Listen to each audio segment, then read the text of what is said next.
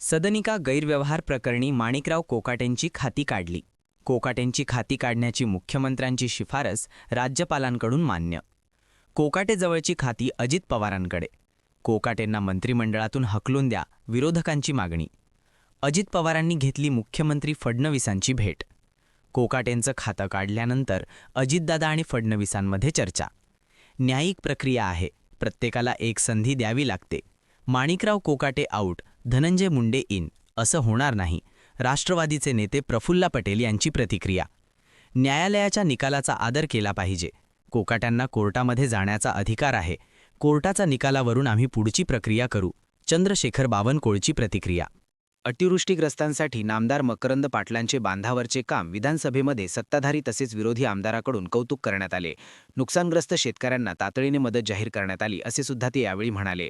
कोकाटेंचे मंत्रिपद धोक्यामध्ये आले. 30 वर्षापूर्वीच्या सदनिका घोटाळा प्रकरणी 2 वर्षाची शिक्षा कायम असून विरोधकांकडून राजीनाम्याची मागणी केली जातेय. कमी उत्पन्न दाखवून धान्याचा लाभ घेतला जातोय. होणार मोठी कारवाई. जिल्हा पुरवठाकडून शिधापत्रिका धारकांची वार्षिक उत्पन्न तपासणी सुरू करण्यात आली. लाखो शिधापत्रिका धारकांची होणार आता तपासणी. ग्रामीणमधील स्वरपंप बंद असून रब्बी पिके धोक्यामध्ये सापडली. तांत्रिक बिघाड व नैसर्गिक आपत्तीमुळे शेतकऱ्यांचे आर्थिक नुकसान होत आहे. मस्टर्ड झिरोळे मनरेगामधील कामे ठप्प झाली. मजुरांची मजुरी व घरकुलर फळबागांचे अनुदान रखडले असून न्यायासाठी आंदोलन करण्याचा इशारा आता देण्यात आलेला आहे. सीसीआय खरेदी मर्यादेमध्ये वाढ करण्यात आलेली असून कापसाचे प्रति एकर 5.5 क्विंटल खरेदी करणे शक्य होणार. सरासरी विचारामध्ये घेऊन सुधारित मर्यादा येणार. मनरेगाचे 1300 कोटी 8 दिवसांमध्ये वितरित होणार. गायगोठा वृक्ष लागवड सिंचनवीर लाभार्थ्यांना मिळणार मोठा दिलासा. कापूस भाववाढीकडे शेतकऱ्यांचे लागले लक्ष. जाफराबाद तालुक्यामध्ये सीसीआयने खरेदी करण्याची मागणी केली. जालन्यामध्ये पोखरा योजनेत 2.5 कोटींची अनियमितता. घोटाळ्यामधील दोषींवरती फौजदारी गुन्हे दाखल करा, अशी गवडे यांनी सूचना दिली. तलाठी मंडळ अधिकाऱ्यांचा ऑनलाईन कामांवरती बहिष्कार. नवीन लॅपटॉप प्रिंटर देण्याची मागणी केली जाते. सिन्नरचे 68 अधिकारी आंदोलनामध्ये सहभागी झाले. महाविस्तार एआय ॲप्लिकेशन नोंदीमध्ये बार्शी तालुका राज्यामध्ये प्रथम. तुम्ही सुद्धा शेतकरी असाल तर महाविस्तार एआय ॲप्लिकेशन आपल्या मोबाईलमध्ये इन्स्टॉल करून घ्या. खेडगावच्या जलजीवन योजनेचे काम हे अर्धवट असून नळ कनेक्शनच्या पायीस पडल्या उघड्या. टाकीचे काम 3 वर्षांपासून बंद आहे. ग्रामस्थांनी जीवनयात्रा संपवण्याचा दिला इशारा. शिराळा व वाळवा परिसरामध्ये शेतीपंपांना दिवसानीज देण्याचा निर्णय घेतला जातोय. बिबट्याच्या दहशतीची दखल घेत आमदार सत्यजित देशमुख यांच्याकडून माहिती देण्यात आली. हंगामासाठी टेंबू योजनेचे आवर्तन सुरू करण्यात आले. लाभ क्षेत्रातील 60,000 हेक्टर क्षेत्राला मिळणार लाभ. शेतकरी वर्गामधून समाधान व्यक्त होत आहे. बचत खात्यामधून वर्ग केलेली रक्कम महिन्यामध्ये पुन्हा जमा करा. बँकेला उच्च न्यायालयाचा दणका. पेन्शनधारक तसेच शेतकऱ्यांच्या खात्यामधून कर्ज वसुली. भीमाचे सुद्धा गाडप बंद पडले. स्वाभिमानी शेतकरी संघटनेच्या कार्यकर्त्यांचा गव्हाणीमध्ये ठिय्या आंदोलन. तो शासन निर्णय प्रकल्पग्रस्तांच्या जखमेवरती मीठ चोळणार आहे. प्रकल्पांमधून तीव्र संताप व्यक्त होतोय. 14 ऑक्टोबर 2021चा शासन निर्णय रद्द करण्याची मागणी केली जातेय. सैदापूर ग्रामपंचायतीला मिळणार सौर ग्राम ओळख. ग्रामपंचायतीपासून पाणी पुरवठ्यापर्यंत सर्व विभाग सौर ऊर्जेवरती असणार. लाखो रुपयांची बचत होणार. मनरेगामधून महात्मा गांधीजींचे नाव वगळले. तीव्र विरोधानंतर सुद्धा लोकसभेमध्ये विकसित भारत रोजगार आणि उपजीविका गॅरंटी मिशन ग्रामीण विधेयक सादर केले. शेत पानदस्ते योजना महसूल राबवणार असून कोकणामधील 6,000 शेतरस्त्यांसह राज्यामधील शेतरस्ते होणार. ऑक्टोबरमधील अवकाळीची नुकसान भरपाई ही आम्ही जानेवारीमध्ये देणार. मदत व पुनर्वसन मंत्री मकरंद आबा पाटील यांनी लक्षवेधी सूचनेवरती विधानसभेमध्ये दिली माहिती. सोयाबीनची खरेदी ही उद्दिष्टाच्या 8% असून अडथळ्यांमुळे हजारो शेतकरी प्रतीक्षेमध्ये आहे. चौकशीसाठी वारंवार फेऱ्या. साखर उत्पादनामध्ये महाराष्ट्र अव्वल असून उत्तर प्रदेश दुसऱ्या स्थानी आहे. डिसेंबरच्या पहिल्या पंधरवड्यातील स्थिती असून देश पातळीवरती उत्पादनामध्ये भरीव वाढ झाली आहे. 8 महिन्यांमध्ये बेदाण्याची 6,000 टनाची निर्यात झालेली असून राज्यामधून निर्यातीत घट शक्य आहे. गतवर्षी 42,000 टनाची निर्यात. अखेर शेततळ्यांसाठी 15 कोटींचा निधी उपलब्ध असून 100 कोटींना मान्यता देण्यात आली. कृषीला मिळाला मुहूर्त. पीएम किसानच्या निधीमध्ये वाढ करण्याचा प्रस्ताव नाही. कृषी व शेतकरी कल्याण राज्यमंत्री रामनाथ ठाकूर यांची सभागृहांमध्ये माहिती. धक्कादायक बातमी. अवघ्या 1 लाखाच्या कर्जापोटी तब्बल 74 लाख रुपयांची परतफेड करून सुद्धा चंद्रपूर जिल्ह्यातील शेतकऱ्याचा अवैध सावकाराकडून क्रूर छळ झालेला आहे. यामध्ये शेतकऱ्याची हतबलता झालेली असून दुचाकी ट्रॅक्टरसह 3 एकर शेतीही विकली तरी सुद्धा व्याजाचा डोंगर वाढतच गेला. कारवाई काय? ब्रह्मपुरीतील 6 अवैध सावकार कारखान्यांना अटक करण्यात आहे. सावकाराचा तगादा, त्यामुळे शेतकऱ्यांनी विकली किडनी. नाफेड सीसीआय केंद्रावरती शेतकऱ्यांची दिशाभूल होतीये. एल्गार समितीने उघडकीस आणला प्रकार. व्यवस्थापन बदलासाठी शिक्षकांची परवानगी नको. हायकोर्टाचा निर्णय. राज्य सरकारचा आदेश रद्द केला. रुपयाचा ऐतिहासिक निच्चांक झालेला असून तो 91 पार गेलेला आहे. परदेशी गुंतवणूकदार पैसे काढून घेत असल्यामुळे व्यापार कराराचा पेच न सुटल्याने ही घसरण वाढत आहे. शेअर बाजारामध्ये सुद्धा भीतीने आपटलेला असून सामान्याच्या खिशाला आता कात्री बसलेली आहे. रुपया यापुढे सुद्धा दरवर्षी 6 ते 7% घसरण्याची शक्यता वर्तवली जात आहे. गांधीजी काय अपमान नाही, सहाय्यी का हिंदुस्थान, विरोधकांचा तीव्र आक्षेप येतोय. 20 वर्ष जुनी मनरेगा योजना बदलणारे विधेयक VBG रामजी लोकसभेमध्ये केले सादर. काटेपूर्ण धरणाने फुलवले हिरवे स्वप्न, पिके जोमामध्ये, सिंचनासाठी पाण्याचे आवर्तन सुरू असून विहीर व बोरवेलची पातळी वाढलेली आहे. सिरसोली परिसरातील शेतकरी नुकसान भरपाईच्या प्रतीक्षेमध्ये आहे. गेली 8 महिने उलटून सुद्धा शेतकऱ्यांना नुकसान भरपाई मिळालेली नाही. डोंगरगाव परिसरामध्ये लोकसहभागामधून जलसंधारण करण्यात आले. सीमा मासा येथील ग्रामस्थांनी उभारला वनराई बंधारा. गेल्या 6 वर्षांमध्ये खताचे दर हे दुपटीने वाढलेले आहे. शेतकऱ्यांमध्ये तीव्र नाराजी व्यक्त होतीये. 6 वर्षापूर्वीचे खताचे भाव आणि आताचे भाव काय आहेत याची स्थिती तुम्ही येथे बघून जाणून घेऊ शकता.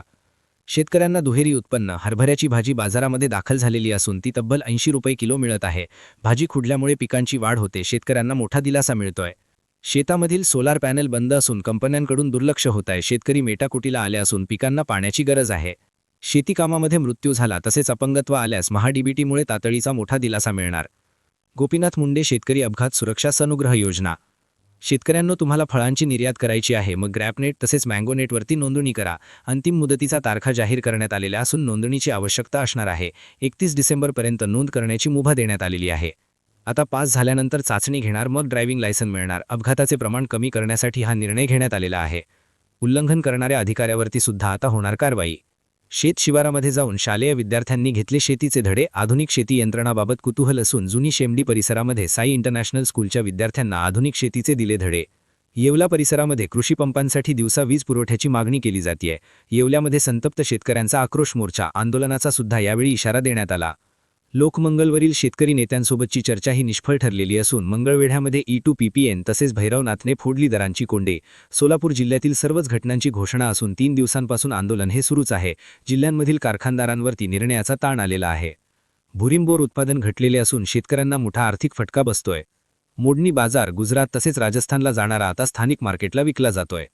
पैसे भरून पीक विमा काढला, भरपाईचा रुपया सुद्धा नाही मिळाला. भरपाईचे 4 निकष रद्द करण्यात आलेले असून पीक कापणी प्रयोगावरती आधारित नुकसान भरपाईचा आदेश देण्यात आलेला आहे. शॉर्ट सर्किटमुळे शेतकऱ्यांचा ऊस जळालेला आहे. 5 लाख रुपयांचे नुकसान झालेले आहेत. ग्राम सुरक्षा यंत्रणेमुळे 150 एकर ऊस वाचवण्यात आलेला आहे.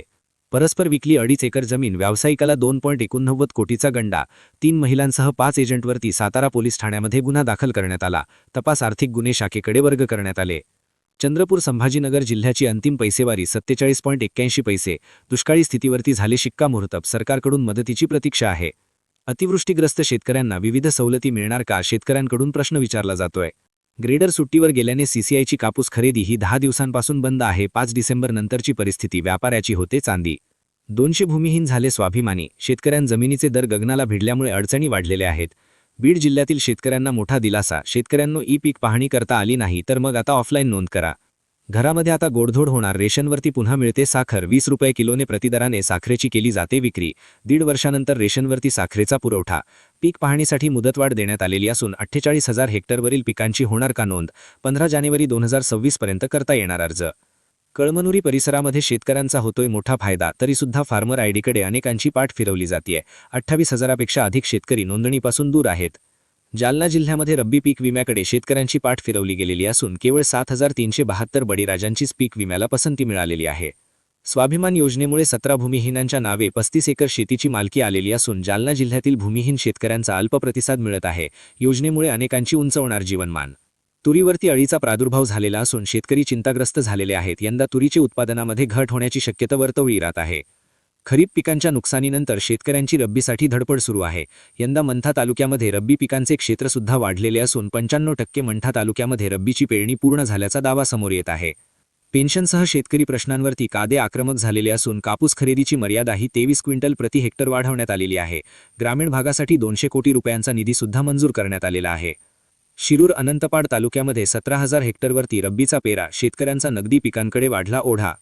तंबाखूची लागवड 1,000 एकरावरून थेट 50 एकरांवरती खरीददारांनी ऐनवेळी फिरवली पाठ.